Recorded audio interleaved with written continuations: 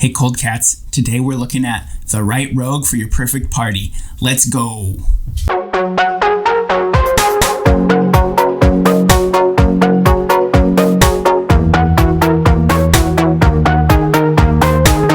So we're gonna get right into it with Treasure Nabber, our first rogue. He costs 2 and a red for a 3/2 rogue and goblin, both relevant creature types. And whenever an opponent taps an artifact for mana, gain control of that artifact until the end of your next turn. So basically, whenever an opponent uses a mana rock, you're going to get it on your turn, and then you give it back to them at the end of your turn, so they get it back. So it's a great way to get caught up or get balanced with the opponent when they get that Soul Ring into Signet start or whatever they're doing. And it's a little bit different from what most rogues do. They have like harder to block or on hit abilities and stuff like that. So this rogue is a little bit different, but I definitely wanted to throw it out there. Then we move into a green and blue rogue, Edric, Spymaster of Tress. He costs 1 a green and a blue for a 2/2 elf rogue. And whenever a creature deals combat damage to one of your opponents, its controller may draw a card. So just like I was saying earlier, an ability on hitting an opponent. So the cool thing about this guy is that it's whenever a creature deals combat damage to one of your opponents, its controller may draw a card. So that incentivizes the opponents to hit players who aren't you. So hopefully you keep your life total up high long enough to win the game.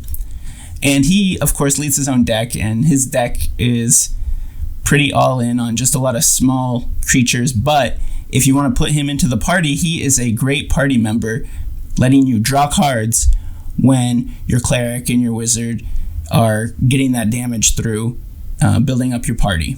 Speaking of rogues getting damage through, we move to Keeper of Keys. So this costs 3 and 2 blue for a 4/4 human rogue mutant. And when it enters, you become the monarch. And at the beginning of your upkeep, if you're the monarch, creatures you control can't be blocked this turn. So your creatures can't even be blocked, all of them. So that's a great ability for this rogue to give you. It also has Monarch, and it's also a decent 4/4 decent stats on an unblockable creature. If you get hit a couple times in a row by a 4/4, you're going to feel that. You can't just shrug that off.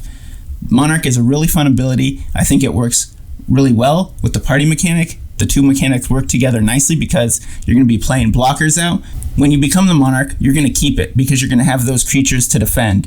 It's not that great to become the monarch when you don't have any creatures to defend because you immediately lose it.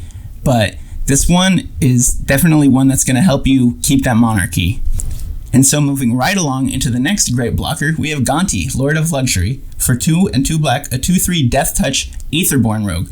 And when Gaunty enters the battlefield, look at the top 4 cards of target opponent's library, exile one of them face down, then put the rest on the bottom of that library in a random order.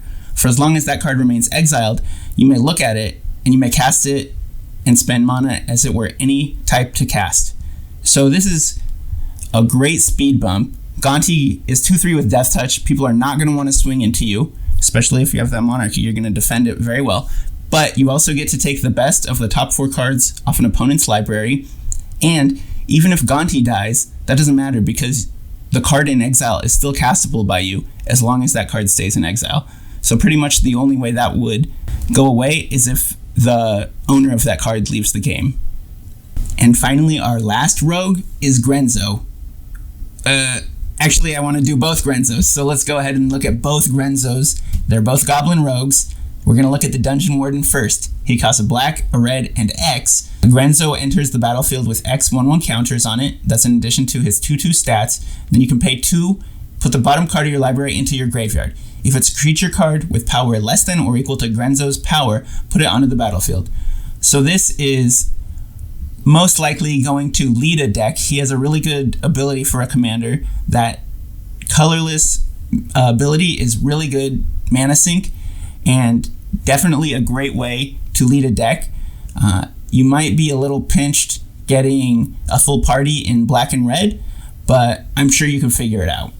And then we're going to move right along into Grenzo Havoc Raiser. He costs 2 red for a 2/2, also a Goblin Rogue, and whenever a creature you control deals combat damage to a player, choose one. Either goad target creature that player controls, or exile the top card of that player's library until the end of turn. you may cast that card and you may spend mana as though it were any color to cast it. So this is a great deck leader as well. I've had this deck, it's very fun, but he can also slot in really easily into other decks. He's a great little creature to put out early, and then once your evasive creatures come out and start swinging, his abilities only add up over time. It's a great rogue, and if you slide it in, it's going to do great things for your party. And we see he's talking about You Burn, I'll Pillage. That sounds like a great party to me. I would come to Grenzo's party any day. If he lets me know, I will see him in the future, just like I will see you in the future. Thank you.